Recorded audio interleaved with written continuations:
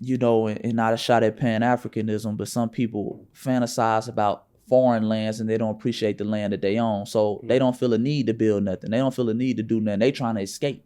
They trying to get some money and go somewhere else, come to Atlanta when the richness of Mississippi is all around and the opportunity in Mississippi is all around them.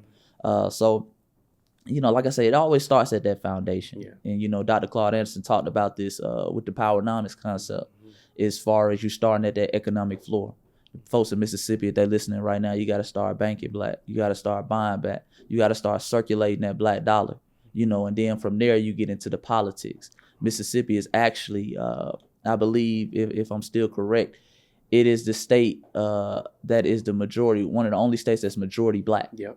One of the only states that's majority black. So black people have a lot of economic power. They have a lot of political power if they really want to. They can really be in position to get some of these folks out of office who are not doing anything, so that's the main thing, man. Just really, it starts with, knowing where you're at, knowing your land and knowing your power, and then all of us coming together as a community and building. Yeah. Politics, right, Chase? How should we go about our black vote? Because some people feel like we shouldn't vote. Some people are super to the left of voting is the only way. How do you feel about approaching I think black votes? voting is a tool, bro. Yeah. At the end of the day, people don't understand. It's just a tool. Yeah.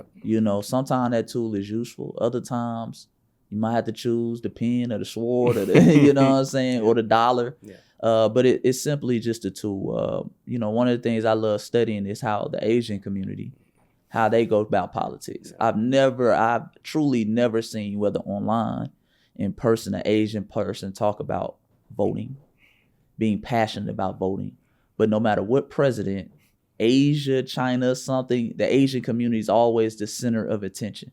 I remember when we call him Jim Crow Joe got in there, got in office. I remember we got the hate crime bill because a few Asians were being attacked in New York. So we got the hate crime bill. But I'm like, man, ain't nobody ever said Asians don't even guarantee you they vote. They don't vote. But what they understand is the power of the dollar, the political dollar. They understand the power of the PACs. I'm a big advocate of black people, whether you vote for the left or to vote for the right, come together, pool your money together and buy both parties. I keep telling people, excuse my language, but politicians are hoes to me. You know what I'm saying? You have to work them. You have to make them earn. You got to make them earn to the highest your bidder. vote. Yeah, for the highest bidder. Yeah. Buy both of them. Yeah. So whether Trump wins, whether Kamala wins, we own both of them. Okay, here we pulled together $10 million for you. Okay, this is what we need. We got $10 million for you. This is what we need. Right. Plain and simple. And now we can hold them accountable because money talks. It's always said that it takes about $1 billion to be elected president. Yes, sir. So that every dollar counts. The Elon Musk, he understands that. He said, man, listen, I'm gonna put my political dollars behind Trump. And now they done created a position for this man. Bro, Tesla gonna be straight. You see what I'm saying? Yeah. Nobody said, hey, you give me your vote. They just wanted them dollars. You know what I'm saying? That dollar and that endorsement. And now, like you say, Tesla gonna be good. Yeah. They done created a whole political position for them that never even existed before. So that's the crazy thing. So again, going back to your point, voting is just a tool. Yeah. Sometimes I believe in pulling your money together, getting PACs. Sometimes I believe in showing people, you got to pop out here and create some political unrest. That's that's the thing that gets things moving as well. Let's not forget 1967, the long hot summer, where black folks had been marching for years and decades for civil rights acts. But it wasn't until the long hot summer of 1967 that black folks started rioting and burning down Detroit. Right. Burning down Newark, burning down Tampa, Florida. It was unrest all across this country that politicians said, okay, hold on, we gotta, because we're getting $1 billion bills in these cities. We got federal assistance, buildings are burning down this city. We need to change something. So don't sleep on that. Everything has to be open because politics is nothing but war without bloodshed. That's all it is. It's still war at the end of the day. And in war, you got to do what you got to do in order to achieve your goal. Come on, brother.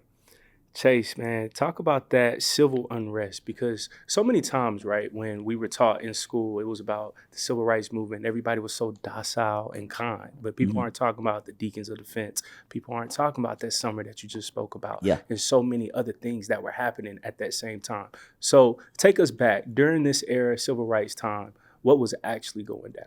Absolutely. Well, our ancestors were doing what their ancestors did before them. We can even go back before that. The great Frederick Douglass once said that the best tool to stop a slave catcher is a revolver. Hmm. You know what I'm saying? Like, they were really active. It was by any means necessary. You had groups of men like William Lambert, who had the Order of the Man of Oppression up in Michigan.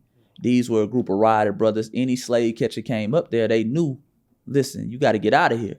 These folks will hem you up. Ohio is one of them places that Ohio doesn't get enough credit during the days of slavery for being a place where they got active. The black folks there in Painesville, Queen Mother, what's her name? Aunt Polly, I believe, out in Ripley, Ohio. She was known to carry boiling water in the night. Any slave catcher that came looking for anybody on the Underground Railroad, she was looking for you. So you asking about where's John, she asking about who are you, and she got this boiling water for you. So they were piggybacking on that movement that their ancestors knew about. But going back to the civil rights movement, the Deacons of Defense, you had things like what's my brother's name? Oh man. Deacons of the Black Panther Party, the Black Panther Party out there, the Black Liberation Army, who was never talked about, who were running in courtrooms and blowing up stuff. That's who got Assata Shakur to Cuba. Wow. The Black Liberation Army, after she shot 2 cops. They were like, okay, well, we finna get up out of here. So we always had that black grassroots, that military, that physical force that was willing to get things done by any means necessary. And that's very important. So like you said, you had the long hot summer of 1967 where you had riots in Newark. You had brothers coming home from these wars, Vietnam wars and places like that, or former troops sniping police officers from the roof. You had people out in the 70s, even after the 70s, that made sure the 70s didn't get out of control. You had the zebra killings. I don't know if anybody's familiar with the zebra killings. The zebra killings were brothers from the Nation of Islam out there in San Francisco, California, who went on a killing spree. They're known as serial killers out there. They were just killing anybody white any given night. And it really shook the state of California. It really shook the city of San Francisco. So much so where they basically gave birth to the first stop and frisk. Anybody black, the police officers were just checking them. And a lot of the black community activists were like, no, man, when the Zodiac killer was running around here, y'all wasn't doing that. But these brothers had, San Francisco shook, and that took a lot of white people back. Like, man, whatever we got to do, we got to start treating black people right, because now it's getting into vigilante type nonsense. So the zebra killings out there kind of shook California. The Glenville shootings out in Ohio, these were things that were going on in the 70s, even after. That's why they always act like, well, the lynchings and the civil unrest stopped in the 60s, because they had to, because it was full-blown guerrilla warfare in the times after that. So, that's always been a part of our fight. That's a part that we have to embrace, because other communities embrace it. Other communities understand that, listen, if you're out here killing white women, white children, we're going to get justice. We ain't going to wait for justice. You see what I'm saying? So that's a part of the game that our ancestors knew, and a part of the game we have to understand. And I know it's not a pretty thing to talk about. I know a lot of people kind of look for coalitions, and that kind of scares the coalition, that scares the white people, that scares the Asian coalition, or whatever we think we got with other people. But it's a reality. Yeah. So, yeah. Hearing that point instantly, Chase, I thought about people of color, Black and Brown Coalition. And it was so funny, brother, because during November, election night, I was so happy. Just seeing how Black people were forced to wake up, seeing old traditional Black media like a Roland Martin have to sit on camera and openly admit, y'all, there is no Black and Brown Coalition. I was like, bingo, that's the problem. It took this happening for us to finally realize as a collective, we don't have any friends. John Henry Clark was already trying to tell us that all the way back then. So, Chase, how do you feel about hearing other Black people talk about Black and Brown, Black and Brown, Black and Brown Coalition? That's all that you hear throughout the news. I think America, one of the things America is great at is programming people through media, through things of that nature. I be seeing people say Black, Brown when they don't even have nothing to do with it. BIPOC it's now, just that's like the new word. It rolls off the tongue. Yeah. You can't say Black without saying Brown. No. And then when you ask them, okay, what is the Black Brown Coalition? and they're just kind of like, well, we all in the struggle together and X, Y, and Z. And I'm like, one of the things that I always point out is most of these brown people classify themselves as white. So who are you really out? These are white people. These are even with the Fat Joe situation. You know what I'm saying? I don't know if we'll get into that later. Hey, we can talk about that next too. Yeah. But even with the Fat Joe situation, this is somebody that everybody keeps saying black, brown. This man on his own documents classifies himself as white. This is a white man. He uses the N-word. Right, and uses the N-word. This is a white man. Yeah. People keep remembering Latino is not a race. That just means you come from a Spanish-speaking country. Wow. White people can speak Spanish too. You know what I'm saying? You got black people who speak Spanish. They're Latino. Mm-hmm. You know what I'm saying? So there has never been a black-brown coalition. Even if we go back in history, in the 1930s in the Mississippi Delta, Mexicans fought to classify themselves as white. They wanted to classify Mexicans as their own race at one point in time. And Mexicans said, no, we want to be white. LULAC, I forgot what LULAC stands for, but it's a Latin American organization, the biggest Latin American organization in America. They fought to be white. They were notorious. Their presidents were notorious during the civil rights movement for saying our problem is not the Negro problem. They were notorious for saying that. Now the same people turn around and they're trying to act like they've always been with us in the struggle. You see what I'm saying? And that's just not accurate. So I think we have to understand a lot of people use us as kind of horses. They'll kind of ride us to freedom, ride us to their rights. You see what I'm saying? Let us do all the work. Let us take all the fire hoses. Let us take all the bullets. And let us take all the negativity of creating something like a hip hop. And then they'll jump on it once it gets popping. Then it's 50-50. We were right there with you. Now I'm hearing Latinos and Mexicans talk about one crow. I've never heard of no one crow because they finding a couple signs out in Texas that saying no Mexicans. Like, stop it, man. You see what I'm saying? Yeah. So that's just one of the things we have to begin to shed. And once we begin to shed it, we've understand that we're freer now.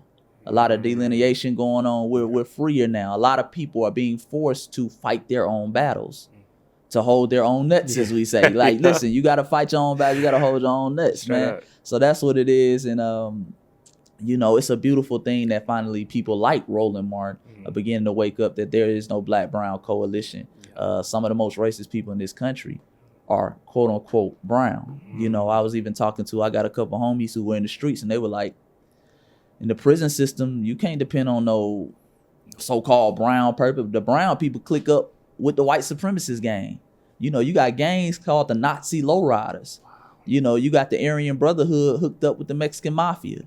They've always, even on a street level, been hooked in with team white supremacy because many of them identify as white. It's not surprising when you know how they identify. So that's the thing, brother. But it's a beautiful thing that we got to see that firsthand. Yes, sir, man. And I'm sorry to cut you off. And hopefully black folks remember that because we have a quick, we quick to forget stuff. We'll forget how they did us. And then the next election roll around, we be hollering black and brown again, because it's programming. So yeah, absolutely. Chase, how can we just avoid the previous pitfalls from 2024 where everybody's trying to get right at the last minute? We aren't demanding tangibles from Kamala. Everybody's trying to play it safe and say, just keep Trump out of office just for Trump to win. So in 2028, as black voters, how should we approach the power of the black vote? Absolutely. In simple terms, we have to be political daily, weekly, monthly, yearly. We can't wait until election time to pop up and be political. We can't wait till election time to invoke our ancestors. That's another big thing during election time. Everybody wants to talk about their ancestors. Hey man, your ancestors died for the right to vote. Because I'll say publicly, I didn't vote because neither candidate was offering me anything. So I was willing to sit back and let it crash and burn. Whatever happened is gonna happen. And that's what you have to be willing to do. We have to understand, going back to what I said earlier, voting is a tool. Sometimes it ain't meant to be used. If nobody's offering you anything for the vote, well, let me let you crash and burn, especially with the Democratic Party, who depends heavily on the black vote. That hurt them. A brother like me not voting, a brother like me with a platform, and letting people know, listen, I'm not voting, and I'm not going to be shamed into voting. That was a big thing. And I still continue with that. And that same thing goes for local politicians too. What are you doing? I'm not going to vote for you just for representation or symbolism. At a point in time, I do understand our ancestors voting for symbolism. It was powerful for them to see, for their daughter to see a black woman in office. It was powerful for them to see their son, a black man in office, a black man in a quote unquote positions of power. But now what are you doing? Because it also works in reverse. Okay, you saw that black man in a so-called position of power, but you didn't do nothing.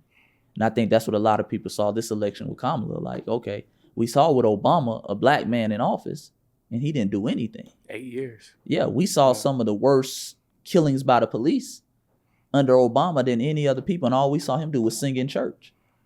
And it was like, okay, well, you know what I'm saying? That is demoralizing when you got this man who is afraid of people that he is more quote unquote powerful than. So, you know, I think a big thing is, like I say, man, just staying active year round, constantly reminding people, constantly having knowledge of self, constantly studying your history. Okay, they're playing the same games on us that they played with our ancestors, but not neglect. They won't even mention our name. They won't even say foundational Black Americans. They'll say Black, and then they'll start talking about immigration. Wait, who are you really talking about? You know what I'm saying? They'll say people of color. I've heard people say urban, the urban community. What the hell? Like, you just say who you talking about, man. Be specific. Say our name. You know what I'm saying?